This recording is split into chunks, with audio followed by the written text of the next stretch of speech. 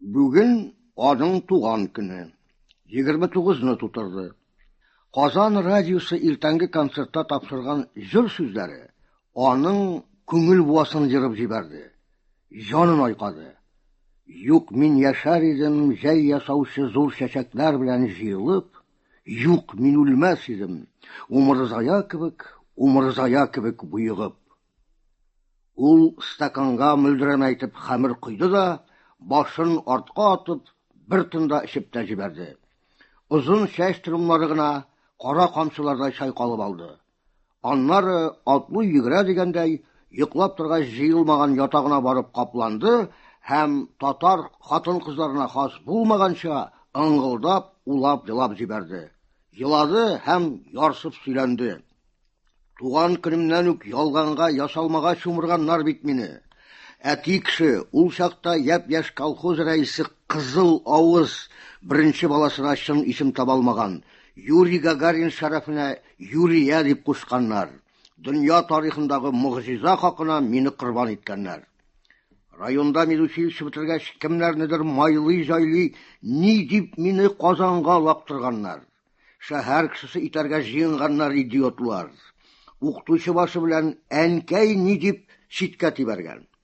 Кемнәрдер алдында бүлек салып, ришвәт төртә-төртә, миңа кооператив квартира алып бирүләре нигә кирәк булган? Язмышыма ләгънәт. Ник ул мине Зөфәр белән таныштырды, кавыштырды да, айырды да? Я Ходаем, Бахуска, арака Алласына ләгънәт. Юриянең Зөфәргә булган хисләрен сөйләп аңлату җиңел түгел. Аспирант егет бик матур җырлый, күпне белә, үзе өчен генә шигырьләр дә яза, күргән-белгәнен, укып хәтерләгәнен оста итеп кызыклы сөйли. Буй-сыны белән дә теләсә кайсы патша кызын җәлеп итәрлек иде. Озын буй, нәфис гәүдә, бөдрәләнеп торган коңгырт чәч, килешле кашлар астындагы коңгырт кара күзләр, төз борын, үпкәләгән сабыйныкына охшап, сизелер-сизелмәс кенә турсайгандай иреннәр, аз гына алга чыгып, ихтыяр кеше хакында сөйләп торучы ияк. Тавыш кырлыгы белән түгел, уй-фикер ныклыгы белән алдыручан. Шигърияткә гашыйк, бу математиктыр димәссең дә. Татар шагыйрьләреннән дәртмәндне, руслардан Николай Рубцовны бик үз итә. Кыскасы, шәфкать туташының йөрәгенә Зөфәр гаҗәеп хис тойгылар кабызган сихри ычкын булып керде.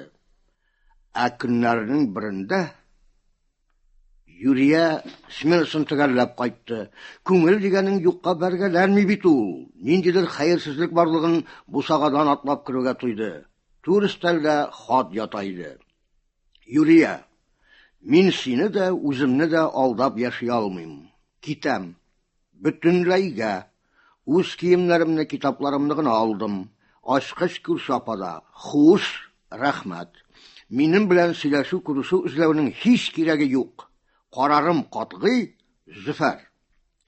Кәгазь бите Юрия кулында дер-дер килде. Яшь хатынның күзләреннән мөлдерәп яшьләр тамды. Ул үзенә аны хисап бирмәстән күрше ишеген шакыды. Гүя Зөфәр калдырган ачкыч, дипломлы егетнең хыянәт юлын бикләрдәй тылсым гыя иде. Күрше Нагыйма апасы узак еллардан бирле ялгыз яшәүче, дөньясына күптән кул селтәгән хатын Юрияның хәлен аңлады да, аңламады да кебек. Бер нәрсә дә булмаган шикелле, үтә тыныч кыяфәттә әйтте. Артыгын бетеренмә, күршекәем. Алладан саулык сора. Бездән генә калмаган ул туллык. Борынгылар ук әйткән, илгә ышанма, иделгә таянма дигән. Зөфәрдән асылраклары да бетмәс. Фатирының 4 чатында бакыр башлы 4 балаң елап утырмый әле диде. Иренең Юрия дип изгеләнмәвен байтактан шамалап биргәнгә дә шулай дигәндер ул бәлки. Бүген Нагыйма апасыннан алып чыгып, ак утлы су шешәсен яртылаштырып барганда, ишек кыңгыравы чыңлады. 1, 2, тынлык. Янә чыңлау. 1, 2, 3. Шуның белән кыңгырау тынды. Кем булды икән? Гап-гади кызыксыну Юрияны балкон тәрәзәсе буена китерде. Шунда китте. Ишек ачтыра алмаган кеше хәзер подъезд алдына чыгачак иде. Һәм чыкты. Юриянең күзләре шар булды. Таңдагы поезд белән килеп төшкән әнисен кыртмый җибәрде булып чыга ич. Әнә ул аптырап, нәүмезләнеп китеп бара. Йөге авыр, бер кулында бүлтәеп чыккан сумка, икенчесендә солдат каешы белән билбаулап куйган зур чемодан. Халисә ханым әйберләрен асфальтка куеп, кызы яши торган квартира тәрәзәсенә күтәрелеп карады. Шул чак Юрия түзмәде. Балкон ишеген ачып кычкырды. Әни, китмә, мин хәзер. Ашык-пышык шешәсен, стаканын, ипиен, колбасасын, сыр кисентеләрен алып куйды. Ваннага кирип чәчләрен җылы су белән чылатты. Юынырга кергән идем дияргә чамалады. Өстенә яз-көз кия торган пальтосын элеп, ялан тәпигә генә сапожкаларын киде дә, әнисен алып кирергә ашыкты. Тик кичәге иске чүпрәгә өстәлгән хәмер аның аякларын тыңлаусыз итә иде. Кызы янәшәсенә килеп баскан чук әнисе аның хәләтен аңлады. Күзләренә карагач, кул билеп күрешкәндә, ана Юриясенең тәмам исереклегенә ышанды. Үч иткәндәй, хит җир астына кир, кызын ышкылык тота башлады. Халисә ханым өйгә керде, шишенде, чәй куеп җибәрде, күстәнәчләрен чыгарып тезде, авыл хәбәрләрен, гаилә хәлләрен сөйләп чыкты. Мәгәр күреп торды, сүзләре Юриянең аңына җитү түгел, колагына да керми иде. Эшкенеңме соң бүген, диде әнисе гаҗиз булып. Әйе, ышкылык узмаган иде әле. Халисә ханым идәнгә сеңеп китәрдәй булды. Инде нишлисең? И бала, бала. Адам рисвайлары булырсың дигән идекмени без сине. Инде нишләргә генә каласың? Булай да йомшак бәгырьле Халисә тыелгысыз балавыз сыга башлады. Әтиеңнең күңеле 100 чакрымнан торып сизә икән. Барып айт әле янына. Юрия нишләп ятадыр, йөрәгем дулапмы дулый диде. Әнисенең такмаклый иңрәве Юрияны айныткан төслерәк итте. Әни, диде ул сүзләрен кешечә калыпларга бик тырышып. Син минем исемнән үз хисабыма от сырап гариза яз. Мин имза куям. Шуның белән главврачка барырсың. Шәп кеше ул безнең Антонина Борисовна, рөхсәт итәр. Барды Халисә ханым. Башврач раз гызырдан еш шиермәде, үтенечне аяк астына салмады. Юрия торган кутышкыч бала хакында бик борчылып, Халисәне үз күреп, теләктәшлек күрсәтеп, байтак сөйләште дә. Сораштырып та бакты. Ничегрәк, нинди шартларда үстердегез? Әллә бала чактан артыгын иркенгә куйган идегезме дип тә сорады. Халисә шуны әйтте. Үсендермәдек, азындырмадык. Әтиләренең тәртәсе бик кыска, каты куллы диде. Хатабыз кыз баланы Казан тикле Казанга ялгызыңына китереп урнаштыруыбыз булды бугай, дип тәстәде. Моңа җавабында башврач: авыл районнарыннан килгән ялгыз кызлар күпме хәзер шәһәрдә? Барысы да мондый юлдан китмиләр бит, дип тә куйды. Халисә бәгыренә янә үтмәс пәке белән сыздылар. Халисә киң күңелле бурус хатынына мең рәхмәтле иде. Тик Антонина Борисовнаның саубулашканда әйткән сүзләре йөрәгендә көчле әрнү кузгатты. Алкоголик хатын-кыз давалауга да бик бөтенләй диярлек бирешми бит ул. Бик авыр бирешә, бик. Халисә кара уйлар чытырманлыгында калды. Ни хәлләр генә итәргә? Юрияне тамыры белән куптарып авылга алып китәргәме? Иңнәренә шул тикле дә авыр фаҗига төшкәч, кешегә сөйләп була торганда түгел бит. Үз сөягың үзеңнән артмый инде ул. Тик авылда да, район үзәгендә дә давалар җай юганы. Иркен күзендә хурга калу, сөйләнгән җәрәхәтеңне гавамга ачып күрсәтү булачак. Аннар инде Халисәгә мәктәпкә йөрисе, Әнвәргә колхоз рәисе булып утырасы түгел. Үзе калага килеп торыр иде. Кызының давалануын төрмә сакчысыннан ким күзәтмәс иде. Йорт җиренә димик, гомер иткән ирен ни рәвешле ялгыз калдырады. Булмаганны, тузга язмаганны, гамәлгә ашар эш түгел. Ни уйларга белми китеп барды Халисә. Атна-ун көннән Казанга парлап килделәр. Әнвәр Батталов кызын аноним даваланырга мәҗбүр итте. Исем, фамилиясын, эш урынын әйтми генә. Юриягә кымсаныр мәлдә калдырмады. Кызына карата гомерендә тәүге тапкыр явызланды, хәтта ямсыз итеп янаудан да тартынмады. Юрия үзе дә даваланырга һичбер карусыз, риясыз разый иде. Махсус шифаханәгә йөрде дә ул. Атналар, айлар буе алып сатар Нәгыймә ишегенә таба атламас булып, үз аягын үзе тышаулады. Тамагына йозак бик илгәндә итте. Сырым тарала да башлаган иде шикелле. Хәмерсез дә кәеф күтәренкелеге тоя иде булса кирәк. Йокысы йокы, ашы аш була башлады. Күптән инде үзе өчен зарурiyatын җуйган телевизор экранына да күзе төште. Радио алгычка колак салды, кулына газета, журнал керде. Әйе, Юлия өчен яңа көннең яңа таңы аяз булыр кебек иде. Дөнья хәбәрләре аның аңына тулы ирешә башлаган иде төсле. Тик яктылык дәвамлы булып чыкмады. Яна әллә каян гына кара болытлар кабарды да күк гөмбәзен калын юрган белән каплап куйды. Офыклар тарайып, кысылып калды. Тын булды. Бәхетсезгә вакытсыз диләрме, апрельнең 1-нче аяз көнендә нидер алырга дип үзәк уҗинракка кирип барганда, фонтан буенда бер чибар ханым белән култаклышып торган Зөфәрне күрде ул. Алар бүген генә эшләтелә башлаган фонтаннан ургылып искә күтәрелүче су агымының 1000 вә миллион тамчыларга таркалып, Зөбәрҗәт, Ахак, Фирүзә, Кызыл зәңгәр якутларга охшауларын хайран калып күзәтәләр һәм ара-тирә бер-берсенә карап бәхетле елмаешалар иде. Күрәсең, аларның үз кәефләре дә аллы-гөлледер. Юрияне ток суккандай булды. Бер мизелгә сын кебек катып калды ул. Шунда аның йөрәгенә бер юлы бихисап энәләр кадалды төсле. Хәли китте, күз алдында яшелле-күкле бөҗрәләр уйнашты, авызы кипшенде. Йыгылырга ярамый иде. Фонтан тирәсенә җыелган бала-чага, өлкәннәр, карт-коры игътибар итәчәк. Зөфәр белән теге шибәр хатынның да килеп караулары бар. Ул бөтен көчен җыеп кире борылды. Тимер юл вокзалы ягына китте. Балтырларына таш асканнар иде диярсең. 7-нче трамвайга көч-хәл белән кирип утырды. Кәрим Тинчурин урамы тукталышына кадәр уйлар ирмәс эчендә кайтты.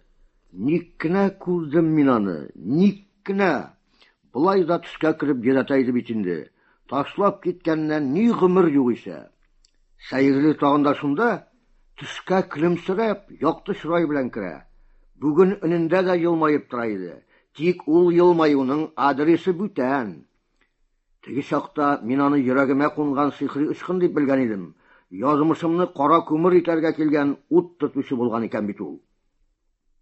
Кайтып җиткәч, Юрия туп-туры Нәгыймә күршесенә сугылды. Тегесенең соңгараларда Юриягә ихласы сүрелә иде. Шәфкать туташына чит бакча җимеш итеп карый башлаган иде.